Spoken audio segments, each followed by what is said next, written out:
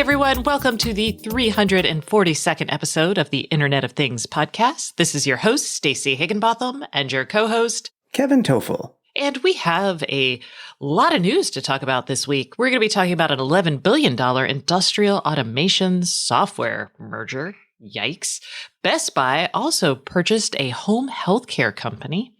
We're going to be talking about a huge valuation for Plume, more money for Magic Leap and why we even care about it. We've also got on the industrial IoT side some news for people building out their own products who need connectivity. We've got a really interesting story about how Bird is using IoT sensors, Tiles adding AR to their products. We've got an update on Ecobee, a little bit from Apple, and a spooky trick from Amazon for your Madam A. Plus, our guest this week is going to be Jim Carroll, who is the former CEO of Savant and the current CEO of a company called Sendall. We're going to be talking about new business models for the smart home. We'll also hear from our sponsor, Trek 10. And before we get started with any of this, let's hear from another one of our sponsors. This week's sponsor is Ayla. Ayla Networks is a leading provider of edge connectivity, device management, application enablement, and more for the Internet of Things. They enable the world's largest companies to connect any device on any cloud to any application with the fastest time to market in a manner that's flexible and future-proof, allows you to create operational efficiencies, and enhance your customer experience. For more information, please visit www.aylanetworks.com. Okay. I know this is not going to, for everyone who's listening for the smart home, you're just going to have to get through this because this is a big deal in the IoT. Emerson Electric Co. plans to merge its software businesses, the OSI software business, and then one of its geological software businesses with Aspen Technology. This is about an $11 billion deal. It's going to create a new company that is partly owned by Aspen Tech shareholders and Emerson shareholders. So this is, from a financial perspective, it's going to create what they call New Aspen Tech is the name of the company. And Aspen Tech, we don't talk about it a lot, but they've actually bought a lot of data analytics and IoT platform companies because they make software like performance and monitoring software for a bunch of industrials in chemicals, in mining, in energy, pharma, etc.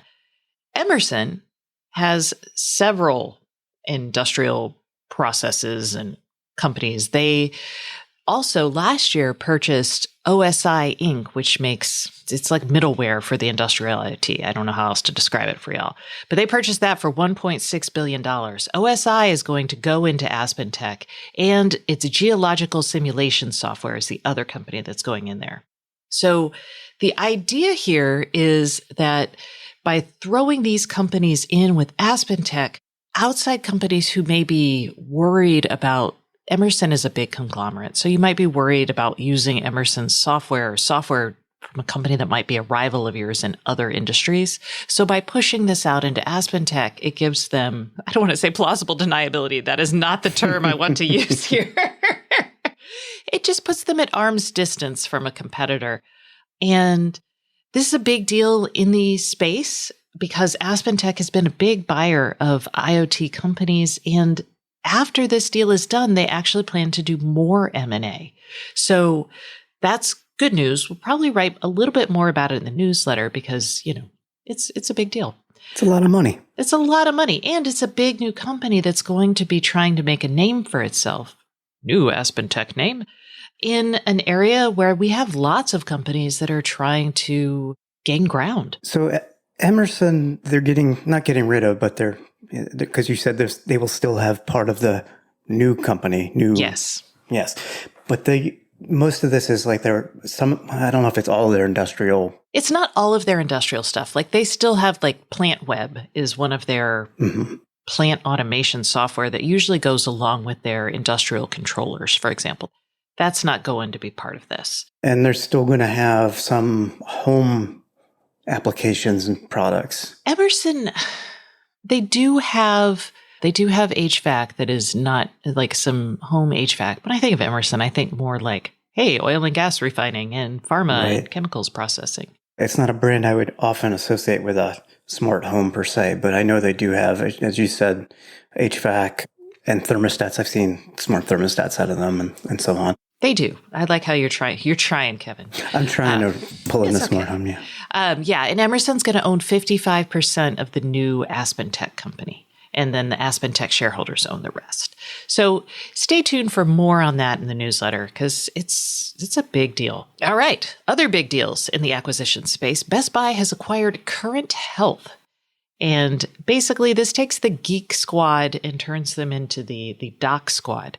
Ooh, I don't think that's a wonderful idea. What they're doing is Current makes a Carrot home technology platform that offers remote patient monitoring, telehealth, and patient engagement. They sell that to hospitals and doctors' offices.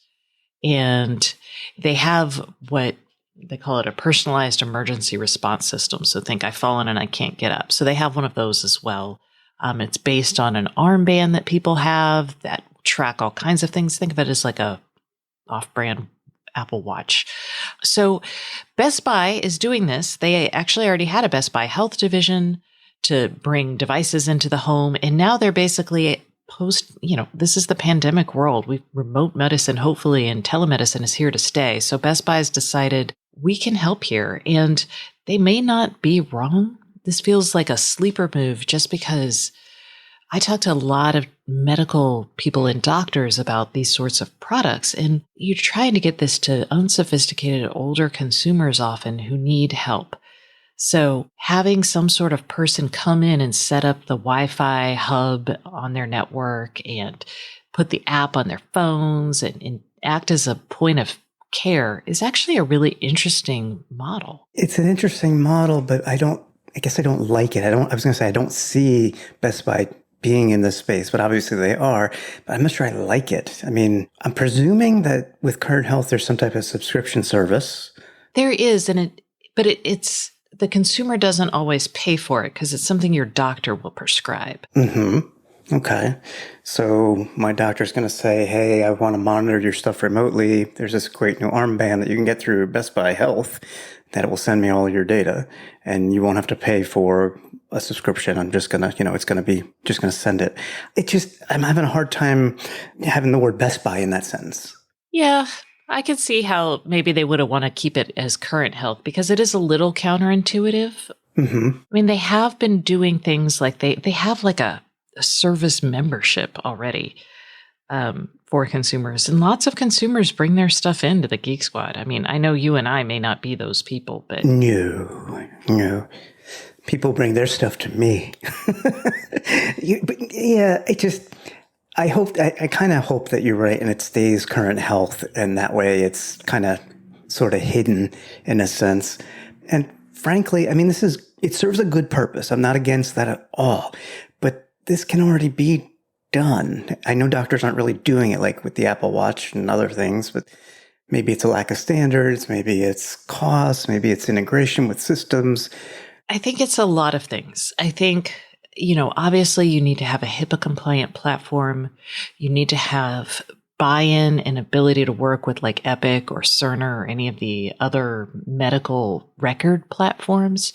And you also need to have FDA approvals for the biomarkers that you want to have.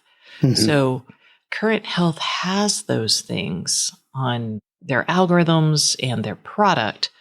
So it makes it more palatable for the hospitals to say, this is the thing. So this is basically, think of Best Buy as a distribution arm for getting higher tech medical equipment into the home. Yeah, that's a good thing. Your very first point about Hipaa compliance, and I think to the horror stories I read where people brought their stuff into their computers, for example, into the Geek Squad and their personal photos are appearing online and such, Yeah, I don't know if the Geek Squad, I don't know how much they make. Those kids working for slightly above minimum wage, are those the people you want setting up this stuff? And it's possible they may not have access to this. They're not monitoring the health stuff. Current has their employees who do that, and it ties into the doctor's office. Yeah. But yeah, I mean... That's my thing. That's where I get hung up on. It's not a bad product or solution. It is needed. the little armband, and it is relatively small. I mean, they basically say it's got the same accuracy as an ICU monitor for respiration rate, oxygen saturation, mobility, step count, pulse, and body temperature. Look, if they can get more people who need this type of service using this type of service, then I'm all for it. It's just, when I first read this news, I'm like, what? Yeah, it's so you don't have to set up your mom or dad's, health monitoring. I don't know. All right. Let's talk about Plume, because they just raised a whopping $300 million funding round on top of the $270 million Series E they raised in February of this year. So, whoa, Plume makes a smart Wi-Fi system in the home, and they're a cloud-based service that they started out in hardware, but they quickly got out of that. And basically, it's a mesh Wi-Fi system that optimizes for like the devices that are on it. So if your TV's in one spot in your house and has fairly consistent demands and needs, they'll adapt the Wi-Fi system for that TV, right? To prioritize for the TV. And as other things and devices enter and leave the home, it remaps your house for the best Wi-Fi performance. And we're talking about speed and reliability. So they partner with a bunch of cable companies, and these cable companies now use Plume. Just like if you call Comcast and you're like, I can't get access for my smart garage door opener in the garage, they'll just be like, hey, for like $100, I think it's $100. I don't actually remember how much they cost now. You could get a little mesh Wi-Fi extender. We'll sell you a Plume pod, and you just buy it and you plug it in, and it's easy to use, and your Wi-Fi instantly improves. So I'm not surprised by the amount of money that they raised, but how many homes that have Plume services in their houses. 35 million homes and small businesses, they say. Yeah, it's huge. And you know what they want to do? So I love their CEO, Farhi Diner. His plan is to become basically like the App Annie of smart home device data, right? So they want to know, because they can see what's in your house, and they want to give data about that back to various companies. Like App Annie tells you how well certain apps are doing. So I remember the Samsung SmartThings Wi-Fi units that I had used for my mesh network for about a year, and that actually had the Plume services built in as well. It did. It was good. I mean, I don't know if I would pay extra for the Plume services, like $100 or whatever. Well, that's just for the pod. That's for the physical hardware that plugs in and extends the network. Okay, see, and this was all built in a sense, to the hardware that I had. Yeah. And it was included. There was no subscription fee that I can recall, whereas other companies use their algorithms to optimize, like Eero offers, additional subscription fees and whatnot. So good for Plume. Yeah, good. I mean, they started this company in 2015 with this idea that the last meter is going to matter because of IoT devices, and they wanted to optimize that in the home, right? And they were right. And they were right. So go them. Okay, let's talk about Magic Leap.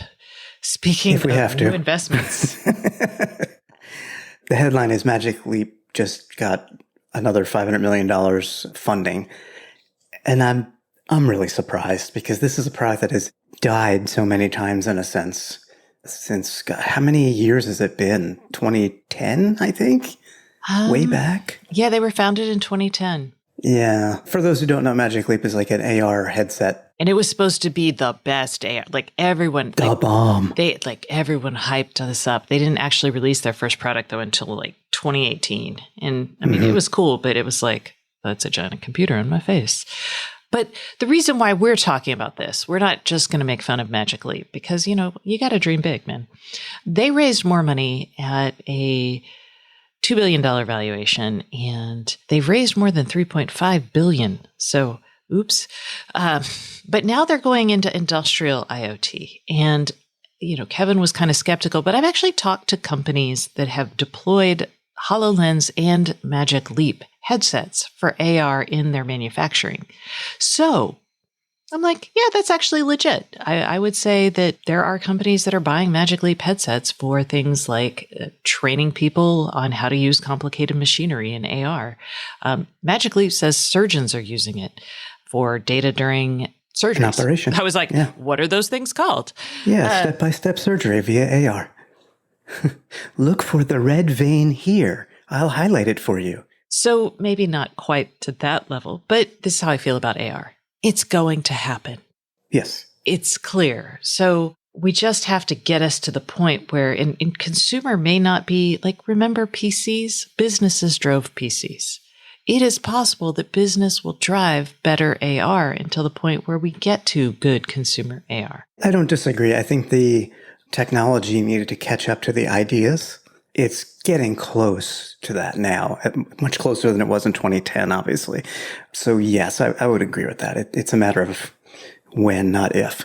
Yes. Okay. In other, I don't know if this is industrial, if this is maker news, but if you're building IoT products, Blues Wireless has announced that AT&T is going to be their service provider for their quote unquote note card device. And the note card device is actually a very novel idea. This is something you buy. It's a module you buy that has prepaid connectivity. So the connectivity is already on this device. You buy the device, you install it, and you get X amount of data for that device over the next few years. And you can contract that. I think it's 10 years. Yeah. Yeah. You get 500 megabytes of data for 10 years included. So that helps because if you're building a device, you don't have to charge a subscription fee. You can price that right into the cost of the device, knowing how much you're going to pay up front. It's a big deal.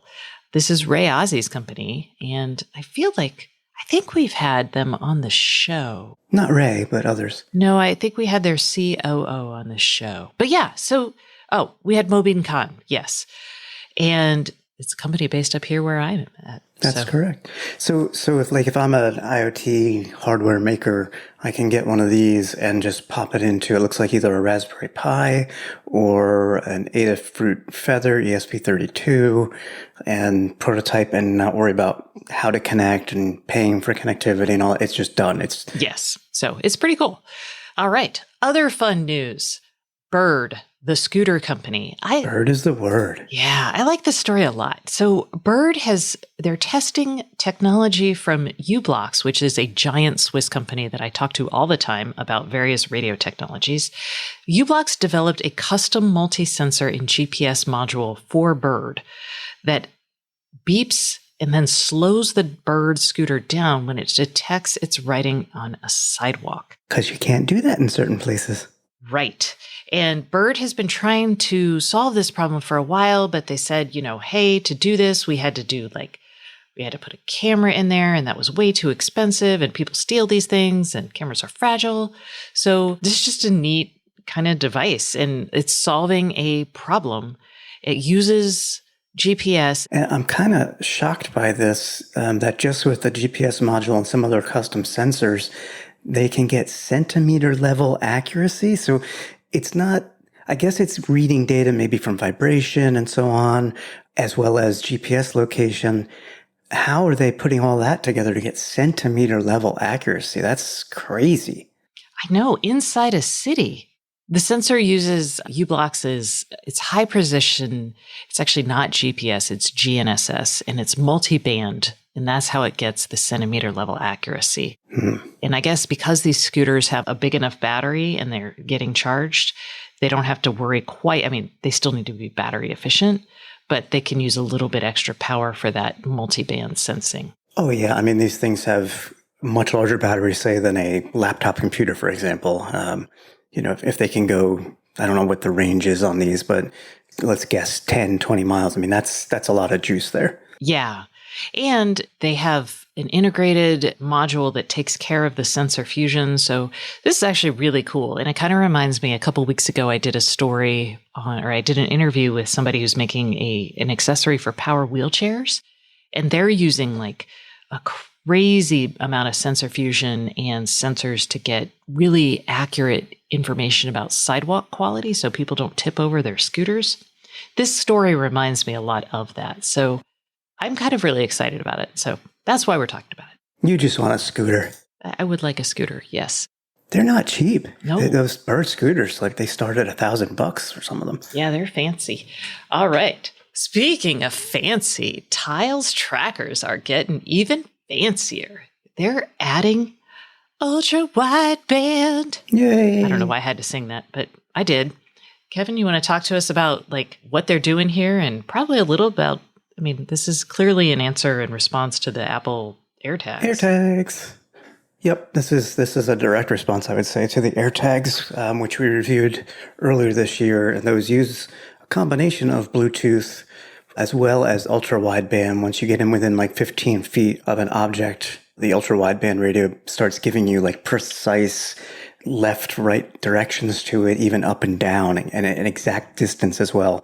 So that's exactly what Tile's doing here, which is good because Bluetooth alone is nice, but it's not as detailed as it could be, which is kind of obvious now as we've seen products come with ultra wideband. So Tile has 4 new products. They have the Pro Tile, which has a 400-foot finding range, which is quite a bit. Very nice. It looks like a key fob, that one. It's actually kind of nice looking. I don't like the old Tiles, the square ones. They're okay, but they've modernized everything now. It's a little more roundy and whatnot. They also have their existing mates, stickers and slims.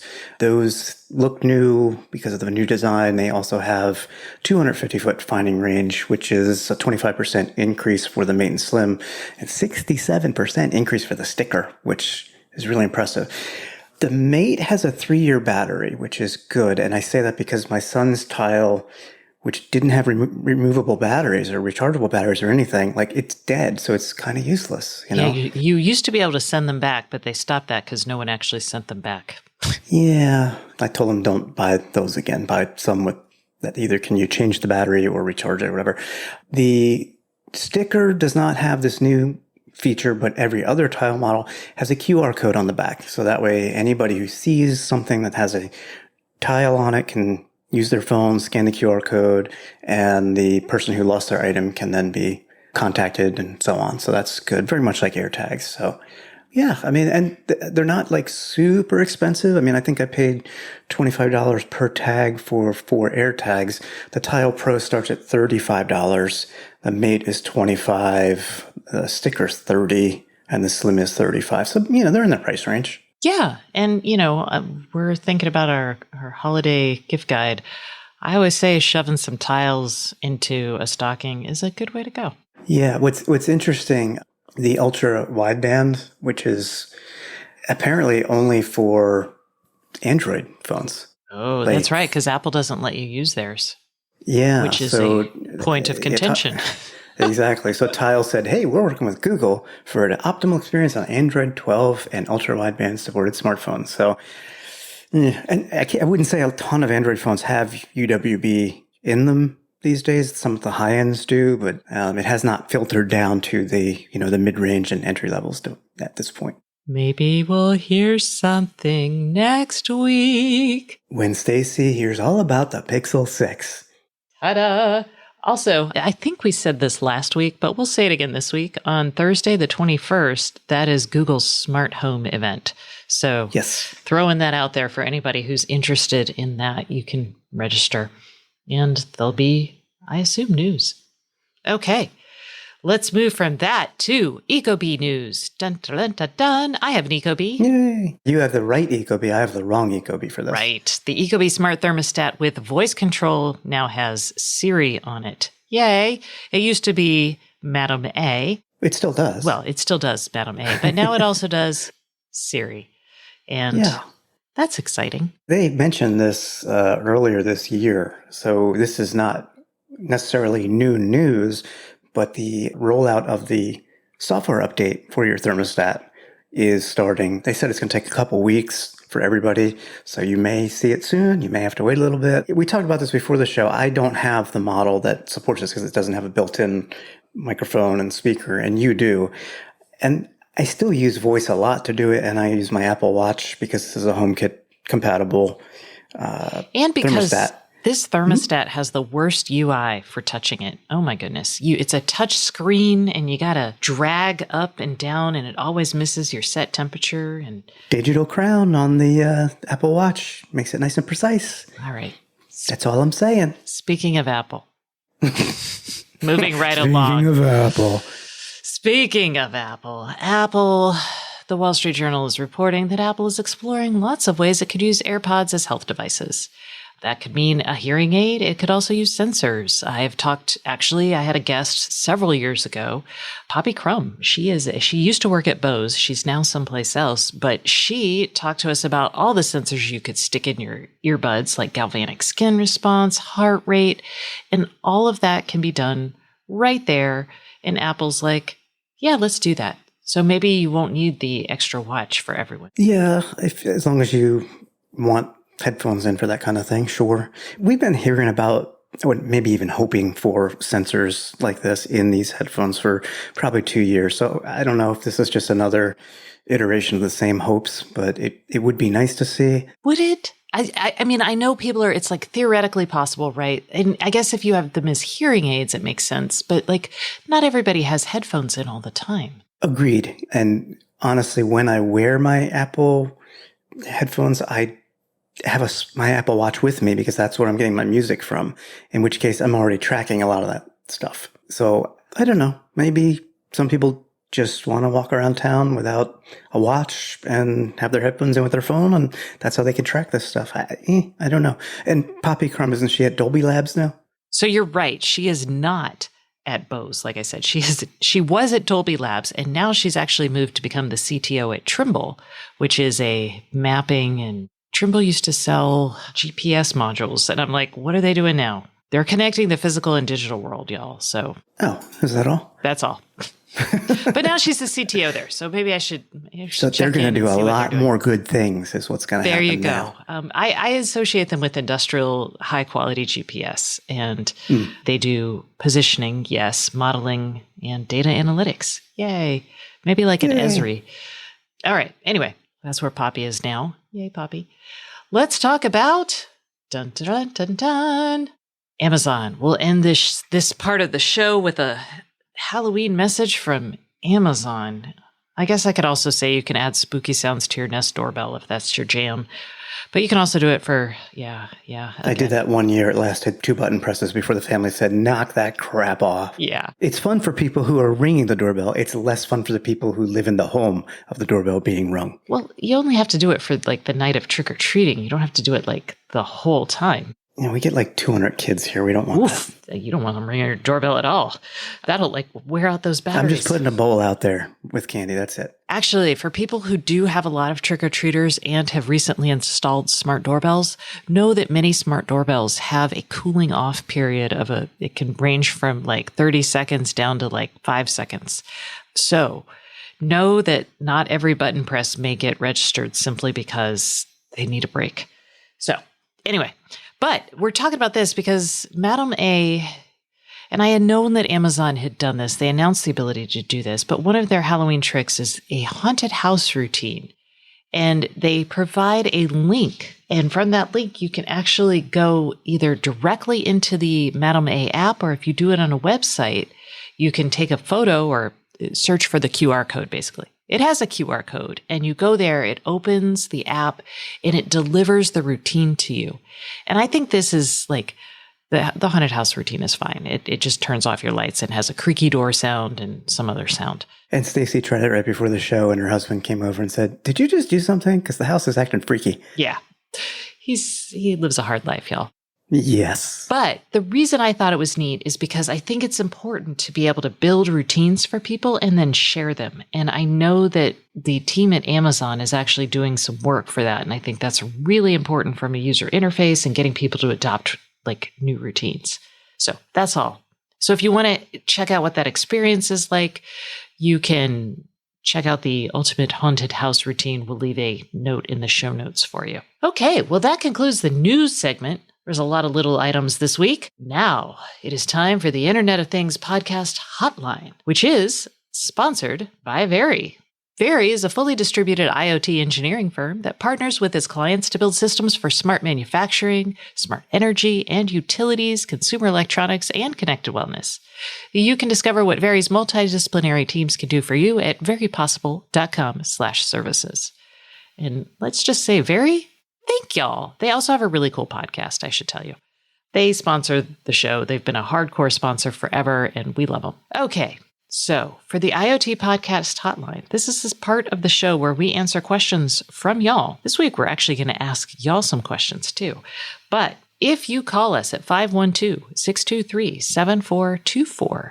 This month, you will be entered to win Twinkly's 250 degree, but it's 250 bulb string lights. This is 65.5 feet of indoor-outdoor Bluetooth Wi-Fi connected lights. These are going to be the multicolor RGBs, and I'm just doing it because, you got to get ready for the holidays, right? She loves her twinklies. Plus, these, you just put them up somewhere and, you can change them throughout the seasons. They don't have to just be for Christmas. Okay, so that's going to be the October prize. So call us at 512-623-7424 and get entered to win. And now let's hear this week's question, which honestly we can't answer. So this is from David. Let's hear it. I had a question. I'm looking to redo my workshop, workbench / woodworking area, and was curious if you know of any interesting smart home devices or sensors or things of that nature that might be beneficial in that type of area. I haven't really come across too many things focused around workshops or workbenches, but was curious if you guys had any idea of some interesting things I should be considering when I redo it. Thanks. Well, we can't really answer it because we don't have workshops, but we have a couple of ideas. We do. And this is where, we don't have workshops. I don't necessarily know. I don't know what goes on in a woodworking shop. I can guess. I did a little woodworking a while back. If you have any thoughts, feel free to give us a call and share, or send us an email and share, and that's questions@iotpodcast.com. Just because I'm really curious. Maybe there's something awesome that we're missing. So here's what we think you should have. Kevin? Yeah, so sometimes I'll do work in my garage, and I do have a smart speaker out there, mostly in case I want to remotely control some lights or something. Maybe I'll be working towards dusk and I want to turn the outside lights on. I have had a smart display out there, again, mostly for entertainment, like I might be watching something on YouTube TV or Netflix while I'm doing some work. But it also could be handy for if you have video doorbells and your workshop is far away from the front door, to have that video pop up when somebody rings the doorbell, because maybe you don't even hear the doorbell based on where your workshop is, but at least you can see who is there, or you could speak to them if need be, even send a voice command to unlock your door if it's somebody you want to let in your house. So those are kind of the main utility type ideas that I have in that situation. And I thought you might want to add a smart light inside the space for two reasons. One, it's always nice to have voice control of brighter or dimmer lights, right? And two, you could actually use it as a routine to get people, when you're working on sawing and things like that, you've got eye protection, you may have ear protection on.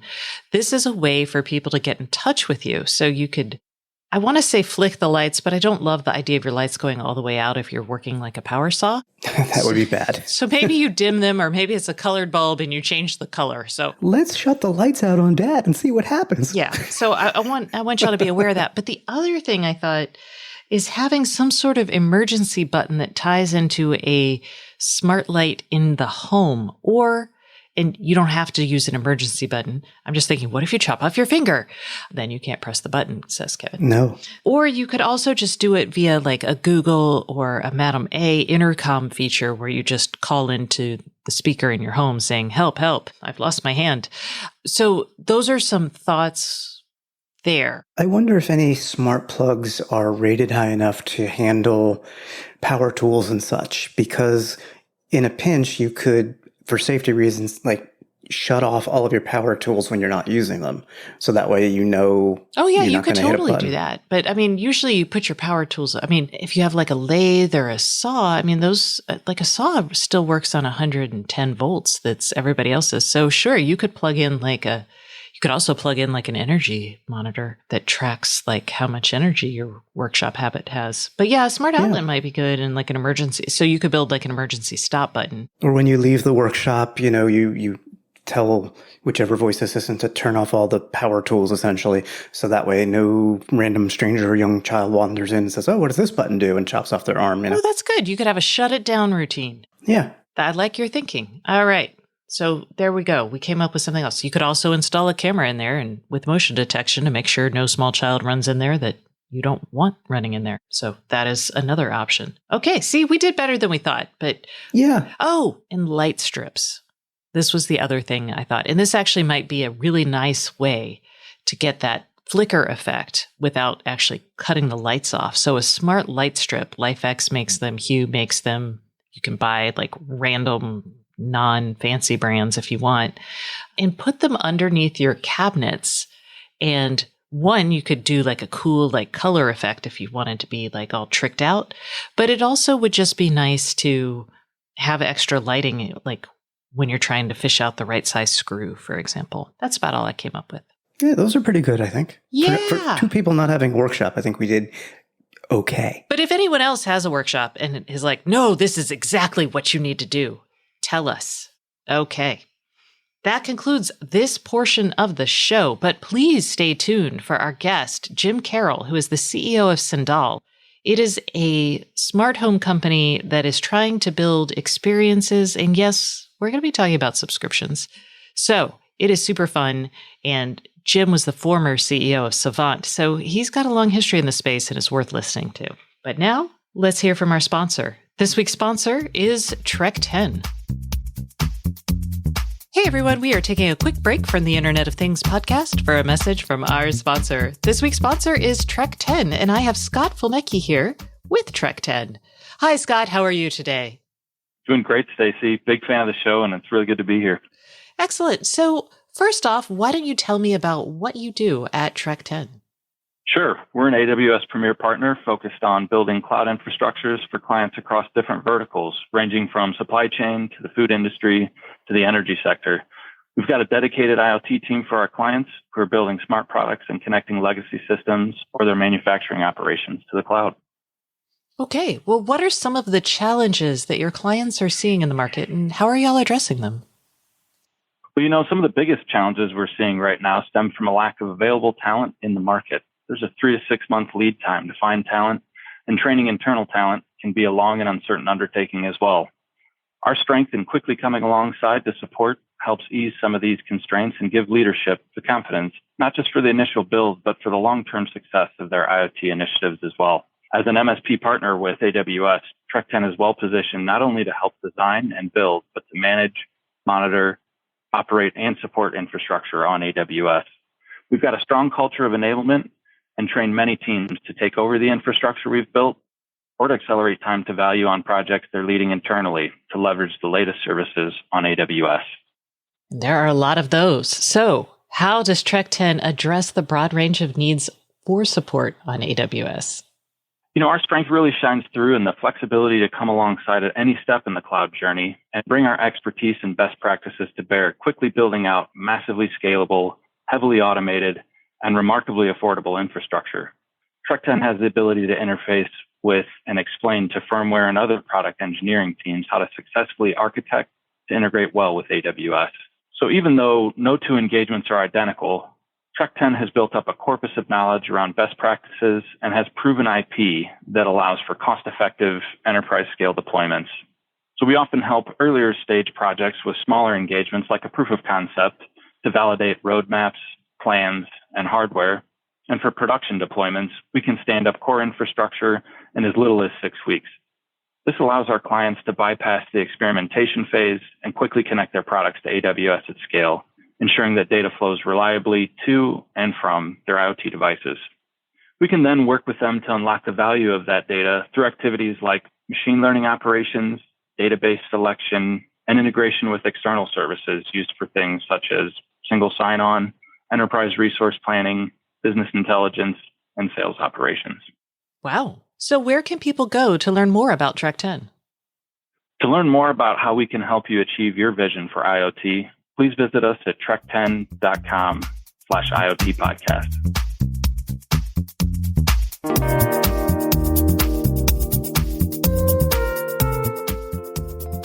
Hey everyone, welcome back to the Internet of Things podcast. This is your host, Stacey Higginbotham, and today's guest is Jim Carroll, who is the president and CEO and the founder of Sendal Inc. And we're going to talk about what that is. But first, hey Jim, how are you doing?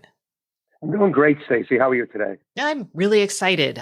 We last talked back when you were actually also the co-founder and president of Savant Systems. So I think we talked way early on in the beginning. I'm going to say the beginning of the smartphone mediated smart home. Obviously, there was a smart home before that for the seedier folks and the folks with lots of money. But the rest of us we just looked and wondered. So you've got a long history in this space. So let's talk about what you were trying to do when you created Sendle. Sure. Well, at time at Savant, right? First company to let you use your iPhone to control your house or any phone. And that started this whole proliferation of devices. And really felt then we were down the path to try to get to a smart home for the masses. And when you step away from something like that, you get reflective. And really, the smart home was intended to improve the quality of our lives based on valuable and meaningful use cases.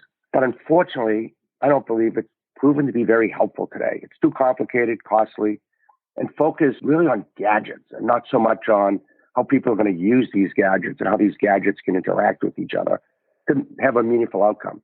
So that's really where we started, right? We started saying, well, how do we take all these connected things, all these common devices that were in our home, have now found their way to the internet, connected through special purpose apps, phone apps, and how do we make it meaningful to the masses? And the answer to this seems to be services. So can you talk about your vision for where the smart home is heading in terms of making these meaningful interactions real?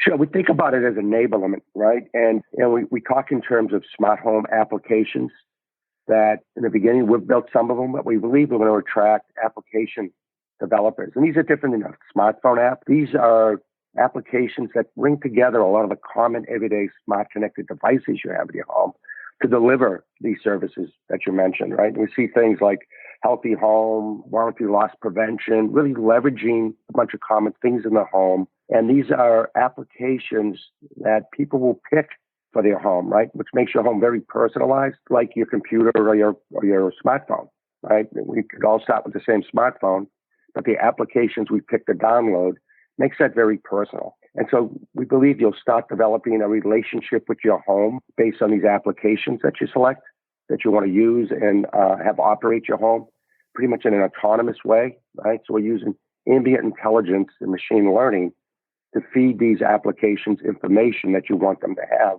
to deliver specific outcomes that you desire. So that we move from this relationship with your home to a relationship your home has with the environment, right? The physical environment inside your home, as well as, the external environment that your home has impact on. Let's describe a couple of the perceived use cases. I feel like security is the one that we talk about a lot. So having even something as simple as years ago when I left my house, if I told my house I was gone, it would find all of the smart lights in my house and it move those in random patterns, right? So that was pretty nifty. I think Philips Hue did that with my Nest thermostat. And I was like, ooh, we're almost here. And then those kind of things just kind of fell by the wayside. But what other types of use cases are you envisioning or these services? Well, along that lines, we have 3 applications. We've got one we call intrusion deterrent, which works with smart doorbells, right? Which instruments devices in your home, in this case, smart devices. So if it's late at night and you ring my front doorbell, a series of lights will come on that I get pick as the user. And we're not making the user the programmer. When they opt into this app, we'll show them the smart lighting opportunities they have. In my case, I pick the pantry, the kitchen counter, and I have a wide open floor plan, the living room light, the foyer light, then the outdoor door lights. And I could say, make them come on 3 seconds apart. So if most home break-ins start with a doorbell push and there's an intruder outside and he's looking for a soft target, it feels like to them that someone's walking towards the front door, right? And that works in conjunction with an app we call Home Occupancy Simulator, which does a similar thing, but it takes the last 7 days of light sequencing when you turn it on, and it randomly plays those back. So we leave for the weekend. It may take 7 days ago and go through that light switch change that took place. It was kind of random at the time, right? And the next night, it takes it from 3 days ago. So if there is someone outside watching your home, they've got this sense that the light switches on, the lighting pattern is different, right? And they ring the doorbell, they get that other experience. Got it. And that is 2 different apps, yes? Two different apps. And we also have lawyers say don't call it home security because it's not life prevention, but same type of thing. You turn that on and someone enters the home. In my home here, it's Ecobee thermostats and some smart light switches with motion sensors. We'll see that someone's in the space. It alarms us, says, if you've mistakenly not turned it off, you should turn it off. If you don't, I have a 12-zone Sonos system that plays a siren at top volume, and all the lights inside and outside of the house flash, right? So our vision is consumers will buy these apps on a monthly basis, and if they bundle them together, it gets less expensive because that's a family of solutions, right? And we're talking like a couple of these would be $1.99 a month type of thing. And we're going through a lot of product market fit with consumers, homeowners that aren't techies and trying to gauge really what's the right level for these prices. Where is there enough value for these things to be incorporated? And now you're getting into the subscription topic, which is a really fraught one, I feel. One, and this is why you're on the show, because I think you've come up with a really interesting model. As a consumer, I have all of these devices. I've purchased them. I might be paying a subscription like for my Nest cameras, so I can view the output of those cameras for a longer period of time. And I look at being charged on top of that, like a $2 a month, maybe for one aspect of security. It feels like a lot. And I feel like consumers are kind of overwhelmed by the number of subscriptions they have. So first, I would love for you to tell me about how to build a valuable subscription that really entices people to buy into it. And then we'll talk about how you entice people to participate in this, because that's the other side, the business side. That's right. And Stacey, I think you're exactly right. I don't think anyone wants to pay a lot of money for a device, right? Because oftentimes these connected devices can be 10 times to 100 times more expensive than their non-connected counterparts. And then to look for a subscription fee on top of it, it's very difficult. And I understand, and you had a great session a few months back, and you called it the subscription Ponzi scam or something. And I couldn't agree with you more, right? If I pay a lot of money for a device, I shouldn't have to pay to use it. This is different. As we talk about smart home applications, that security app that I mentioned may have 3 different manufacturers' light switches in it, 2 different door cameras, and music players, right? Smart speakers or whatever. Our business model is they pay a small subscription, right, for that value-added service. So there's an outcome economics that the consumer says this equates to real value for me. We turn around and we take a percentage of that and we distribute those revenues to the hardware layer, the device layer, those companies that support that application. Our vision and hope is that those revenues are enough that they don't try to charge for the device, that they see the value in being incorporated. Really, and this is like a commercial IoT model where the collection of the parts enabled by ambient intelligence software will drive meaningful outcomes for the consumer. So let's talk about how you approach a business. Let's say, I've got, I don't know if we want to name names, but, I've got Hue lights, I've got some Lutron switches, and I've got, Nest cameras or Nest doorbells. Nest has a subscription business model already. So I'm curious, how do you approach each of those types of players? Maybe one without one, maybe one with one, and try to do the device integrations and create value for both yourself and them? Or are you kind of we'll just do what we can without them? No, we talked to the whole landscape, right? There's a continuum from what we call connected devices, or refer to IoT devices. And pretty quickly in those discussions, you figure out if you're talking to an IoT company or a connected company, right? And they demonstrate some very clear signals in the first 5 minutes of a discussion. IoT companies fully embrace the idea that there needs to be cooperation and partnerships, that no one company, no how big they are, can do everything for everybody. And those discussions typically start with things about privacy and cloud infrastructure and Kubernetes and things like that. And also quickly, in some cases, we've had discussions that the device manufacturer that's IoT-based starts talking about, is there a vision where they could give away their hardware for free for larger participation in the recurring revenue of the application? At the other end of the continuum, you talk to device manufacturers who want to talk about how many units you're going to sell, the need for NDAs, their desire to throttle how much access we have to their cloud. And oftentimes you find out third or fourth discussion in, they actually don't own their cloud or their app. They've hired some service bureau to actually build it and develop it for them. But they're pretty much a a hardware manufacturer just looking to connect to the cloud. They express interest in participating at that level, but in some cases, they don't have the ability to really engage because they're at the mercy of a third-party company that's running that service for them.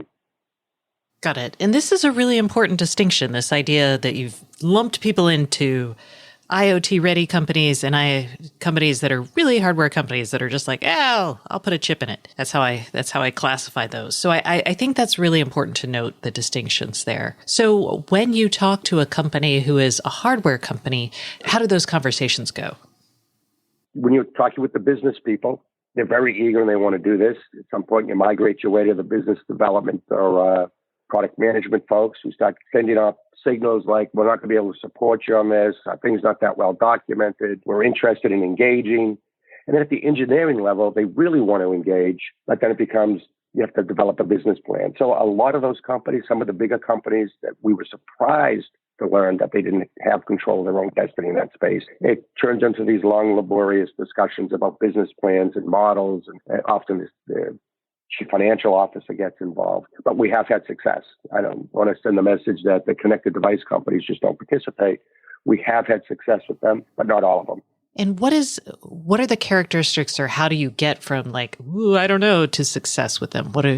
How do these companies make that leap? What do they need to prep, or what are the distinguishing characteristics of a company that moves from a hardware focused to more of an IoT focused company?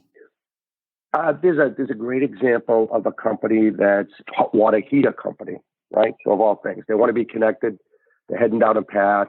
Their CEO has sent out the mandate that this is what they're going to do, right? Because he sees the value, the customer-centric view of IoT versus connected is less customer-centric. So they're motivated in that sense, right? And there's a learning curve. We have to be careful often with these discussions not to come off as we're trying to educate them in something new, right? Because they're all technologists. It's just where our perspective's from.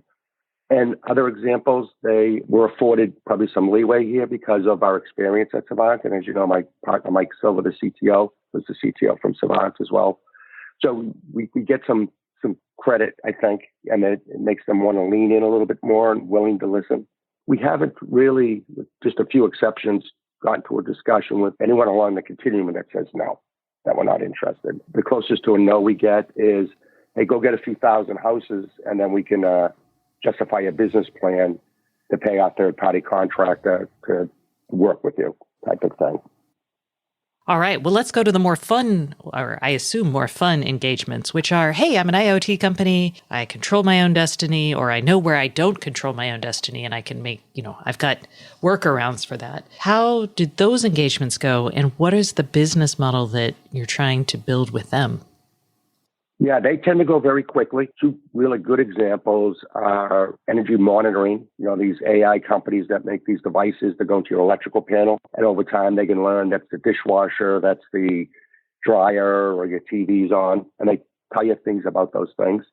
And with the AI around your water usage, right? Both those examples, we started off with the business development people. They're pretty quickly turned into our CEO wants to talk to you. And they start talking about use cases. How can we combine our collective being to deliver more meaningful, higher level use cases to the homeowner? Just that simple example, as we deal with healthy homes and indoor air quality, I have a smart gas range. So when it comes on, we execute and do things to make sure the indoor air quality is fine. Several of our betas have electric ranges. Well, with our integration with the AI electric monitoring systems, they can tell us the electric range just came on. And if they don't turn on the overhead vent hood, we turn on the exhaust fan in a bathroom that's adjacent to the kitchen, right? So that's a quick example. And you quickly start ideating around things that they've learned, that they've heard from customers would make their solution better, how we could help with a data exchange about the environment. And in turn, we tell them about what we're hearing. So all of a sudden, you start building these applications, our software agents that can deliver a more powerful solution to a consumer that may be just using their app, a consumer that's on our Home OS platform, looking for the intelligent outcome that we can deliver. That's probably the biggest differentiator, is how quickly you get to use cases.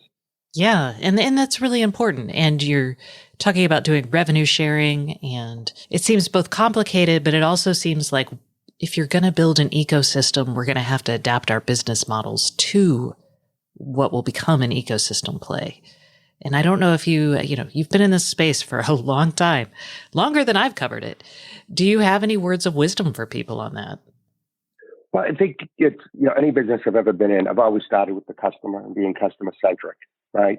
You start with a rigid business plan that says, I'm going to build a widget and I got to mark it up this month and I got to make this kind of money and just what it's going to cost me for tech support. And that's the predominant way you think about your business. You're never going to get to that outcome economics and environment model that serves the customer first and will, the profits in the business will follow. I'm not sitting here saying when we first founded Sendle, we were crystal clear about where we ended up, where we are today. It took some trial and error. It took product market fit discussions with, large builders, with regional builders, with homeowners that like technology, with homeowners that don't like technology, but want the benefit that it can deliver, right? And so we modified, and we've got this algorithm, if you will, of how we revenue share. And that went through a lot of iterations with device manufacturers, with homeowners, with our own internal resources, and potential application developers. But what that needs to look like to be meaningful to all the constituents on our flywheel. Because we build inertia and the flywheel wants to build momentum, it has to be able to attract all the constituents. So software developers, homeowners, builders, device manufacturers, they all have to see and gain value from association with our flywheel. And then y'all take a cut based on the integrations and the work that you're doing on the back end. That's right. And that looks different at different levels, Stacey, because there's, I think we've touched on before this idea, we've got this framework. It's a pyramid where at the base level, there's healthy homes. In the middle level, it's wellness and well-being. And at the highest level, it's, a sustainable lifestyle, right? Well, some of that stuff gets a little dicey when you start talking about people's personal health and well-being, but there's clearly interactions between all these different types of IoT elements. We just started having discussions with sleep monitoring business that, it's fully aware of when I'm in bed, my heart rate, my breathing rate, whether I'm in REM sleep. Well, they've got a high level of interest in learning more about devices we manage in the home at the healthy home level, right? How often the microwave's used versus the oven. How often people go out, a type of activity in the home, right? How healthy the home is. And they think they can correlate that back to better sleeping. So they benefit from that. We have other partners who would love to have access to the information about how well I'm sleeping as they want to position their application around maybe a stationary bike or something, right? So this API economy that starts to exist gets pretty dynamic and fluid and really lends itself to the expansion of all three levels of this smart home, what we think is the first meaningful smart home, right? But some of that health data, that consumer may not use our app to gain access to that. We may be feeding with their permission and very specific about what type of data they want to share with their healthy home app, right? Which could be, my well-being app, if you will, right? So it's not everything's got to be controlled by Sendle, but Sendle can provide meaningful information the owner opts into very clearly. They understand what they're sharing and has the option to opt back out of stuff, right? So it's not a simple, straightforward business case, a business model. No, it's very complicated. And so I would ask, because there are plenty of big players, Amazon, Google, less so Apple, that are trying to build these use cases and services for people. Amazon just announced a bunch at the end of September. And so what makes you guys the right option as opposed to some all-in-one kind of player? Anytime there's a semi-closed ecosystem, which, my old business and Control4 and Alexa and Google Home, they're all semi-closed. They decide who's going to play and to what level you can play and participate. I think all the big tech companies, Apple included, have alternative motivations why they're connected to your home, right? Whether it's to drive you to their e-commerce store, to buy more gadgets or gain insight to what else they may be able to sell you or your marketing data, or try to motivate you to go buy another iOS device, right? They're all motivated to do things other than what we're talking about. And that's, really truly the first smart home that's customer centric, serving the customer needs, ensuring privacy and security for the home and for the individual, right? We'll see. I wish you luck on this. Jim, thanks for coming on the show, for explaining how to build these ecosystem-based business models, for your perspective on where the smart home is going, and for your insights about which companies are ready for the IoT and which aren't. I'm so glad we had you. Stacy, thank you for having me. I really enjoyed it. And that concludes this week's episode of the Internet of Things podcast. Please join us next Thursday, and don't forget to subscribe. And if you can't get enough IoT news, I would love for you to sign up at www.stacyoniot.com for our weekly IoT newsletter, where we explain all kinds of things that we don't even get to on the show. Once again, thank you for listening, and please subscribe.